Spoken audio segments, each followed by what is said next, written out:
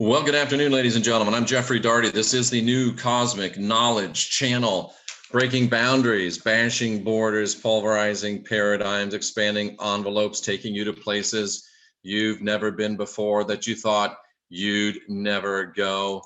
We are getting it done. We are leading you towards water, hoping that you'll drink. We're leading you towards some truth, hoping that you'll think. But at the end of the day, it's up to you and only you can unindoctrinate yourself. Big doings today. Please go to my website, check out the MYSTECH magic bands that will change your life. Click on the MYSTECH logo. We're working really hard in the personal counseling, personal entity detachment, all of that kind of stuff. If you need that work, let me know. Donation basis, exchange in abundance. That's the business we're in, and cousin business is a booming.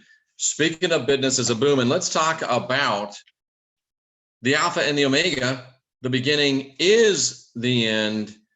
Genesis, Revelation, John, all kinds of interesting stuff. Let me go ahead and go into our presentation today. This is going to be quick. This is going to be hard hitting. So I'm going to talk fast. So you better listen fast. And I think that you're really going to enjoy it. And we were talking about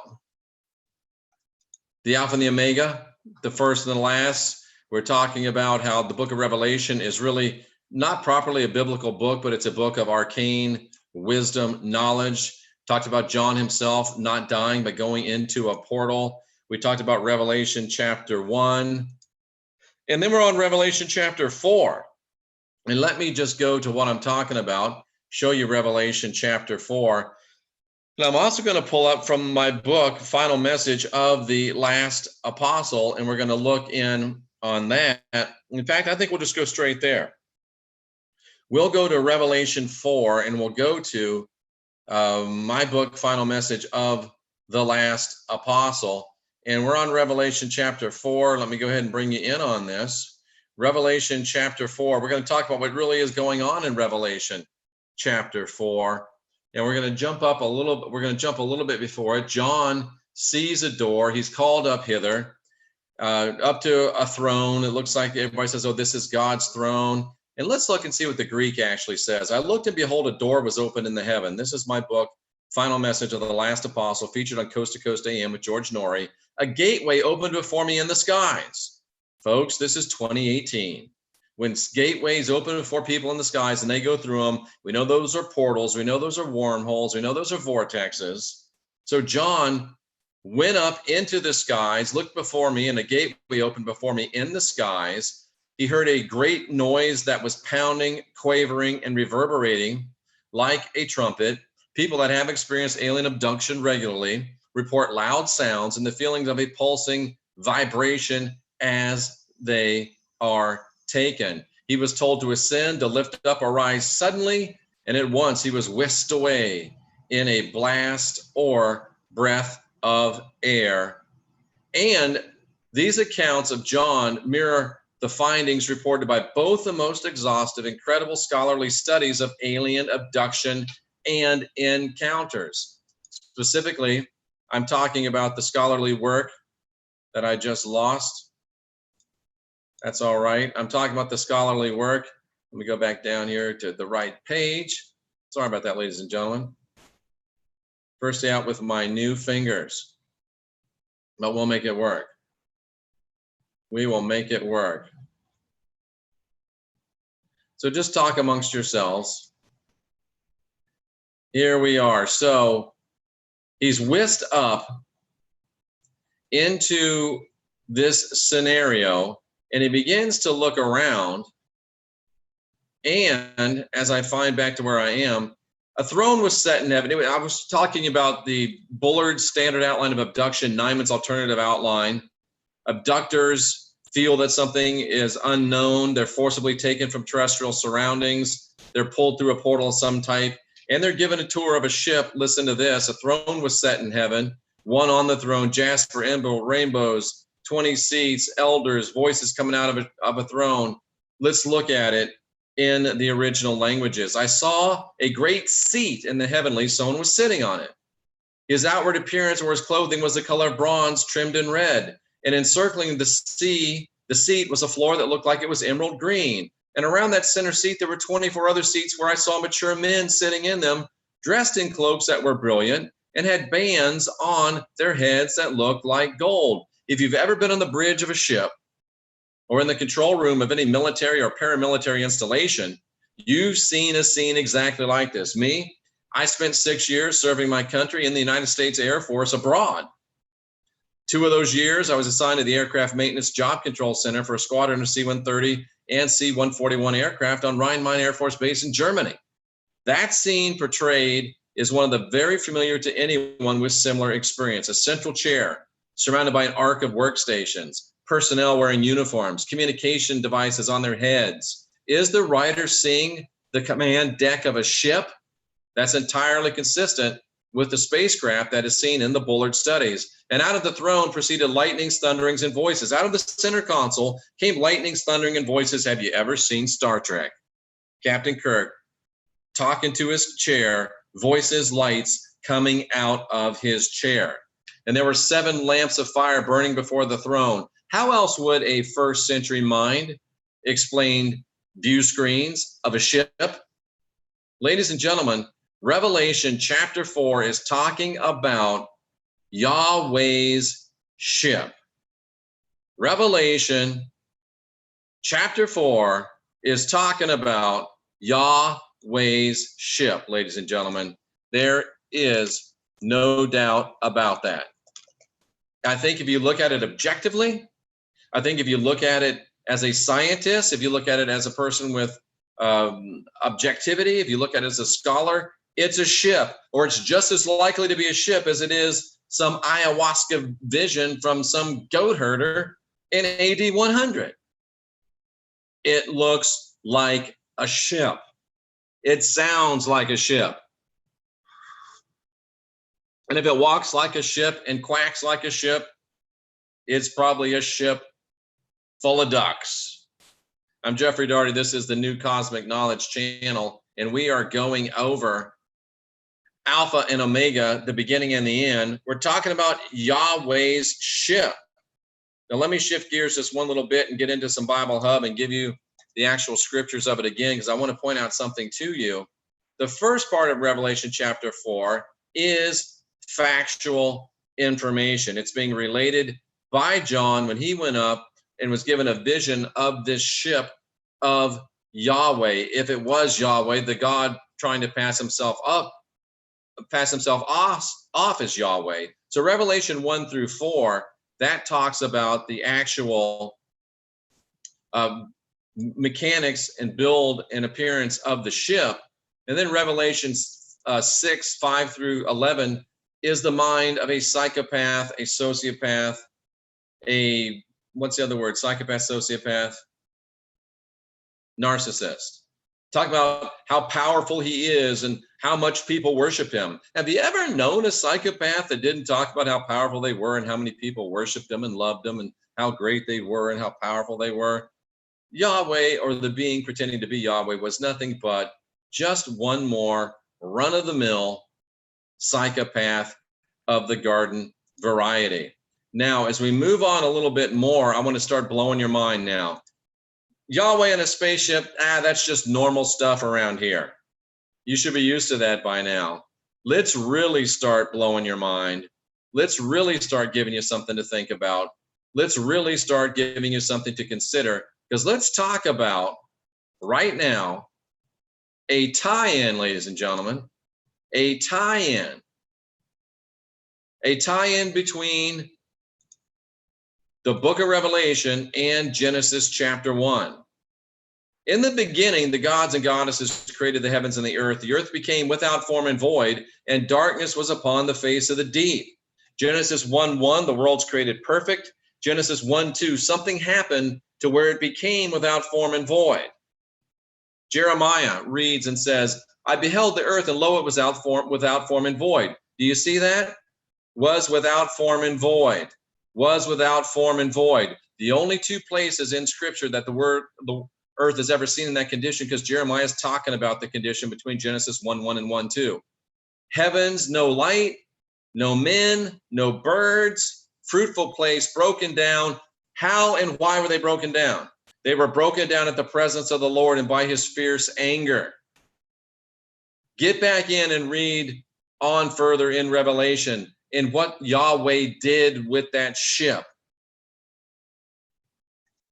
The scriptures actually talk about it swooping down as a giant dragon. I used to think that Yahweh was a dragon. He might still be a dragon, but he might have just swooped down like a dragon.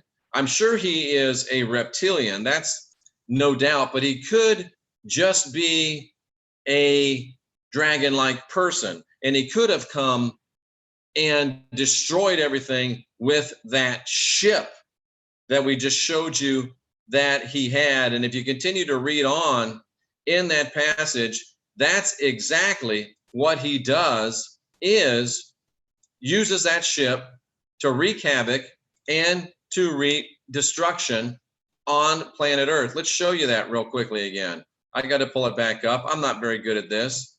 I haven't been doing it very long. So bear with me, but I want to show you that exactly what happened in Genesis, between Genesis 1:1 and 1:2, is exactly what Yahweh, or the being pretending to be Yahweh, could have perpetrated very easily with this ship of his. We've already seen that it was a ship, and now we're going to see that he begins to fire upon the earth. He begins to, and let's look at it from the biblical terms. What happens is, first angel sounds his trumpet, fire mixed with blood hurled down upon the earth. A third of the earth was burned up.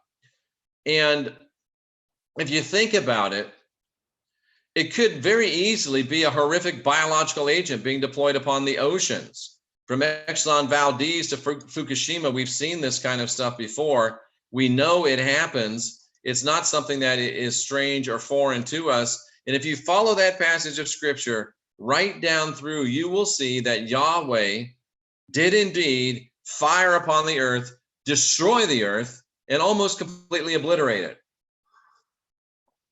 Now we have to talk seriously here, because we've always thought, and I've always taught, that Revelation was or is what Yahweh hopes to try to do in the future with a false flag. And we hear all the time about a false flag UFO deal coming up in the future. And we hear even on truther channels and New Age channels, and we have Magenta Pixie coming up next week as we try to meld both the New Age and the truther movement.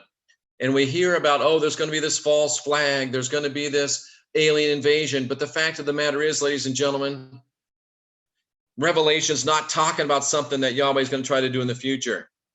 It's talking about something that Yahweh already did in the past. I'm telling you here today, with my new birthday ring on, which I love. It's amazing. Sandra gave that to me, my sweetheart and partner in this work and in life. I'm here to tell you today that the book of Revelation shows that Yahweh, piloting a ship, destroyed the earth between Genesis 1:1 and 1:2. That's right. The book of Revelation is talking about events that happened in Genesis, because the book of Revelation happened in the book of Genesis. This part of the book of Revelation happened in the book of Genesis. The beginning is the end. The Alpha is the Omega. The Omega is the Alpha. Ladies and gentlemen, this is Revelation knowledge. This is new cosmic knowledge. Yahweh flew a ship, destroyed the earth, as it's described in Revelation 19. And that's what happened between Genesis 1:1 and 1:2. I always wondered why we weren't told more about that. Why were we just given a cryptic verse in Jeremiah, a cryptic verse in Isaiah? Well, we've been given chapters of information on how it happened in detail in the book of Revelation. No, I have not lost my mind. I'm telling you, it is biblically sound. I'm telling you, it makes sense that the earth became without form and void in Genesis 1:1 and 1:2 by the actions of Yahweh in his ship that is displayed in Revelation chapter 4 and Revelation 19. Now, next time we're going to talk about how he justifies the attack, because every psychopath justifies the attacks that he makes on innocent people. I know that's a lot to take in. I know that's a lot to comprehend. That's why I'm going to keep this short. See if there's any questions.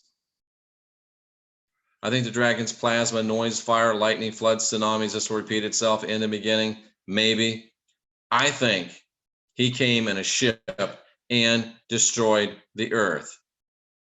Why is that so important? Well, it shows us that there really was real epic battles going on. It shows us that Yahweh really did destroy the earth with advanced technology. It shows us that Revelation isn't a horror story for the end times to keep you afraid and so scared that you don't end up going to hell. No, the book of Revelation and the book of Genesis are concurrent stories. They happened at the same time.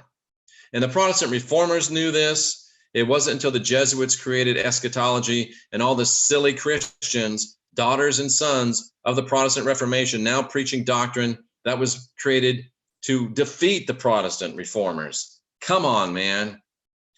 Only thing Jeff has lost is his delusion and deceit, and good for him, good for us all. Go, Jeff.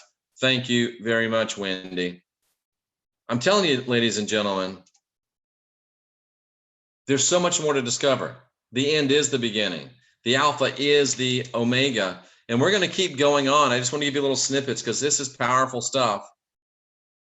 The book of Revelation, where Yahweh, we think, comes back with his name, with his name hidden. Oh man, we're going to go on that tomorrow. That's so powerful. He wasn't Yahweh.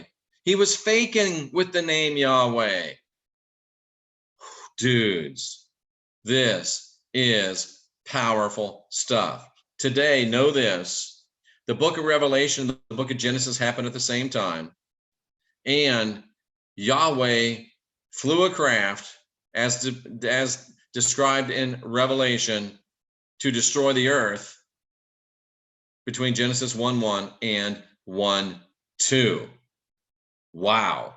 That is some new cosmic knowledge. I'm Jeffrey Daugherty.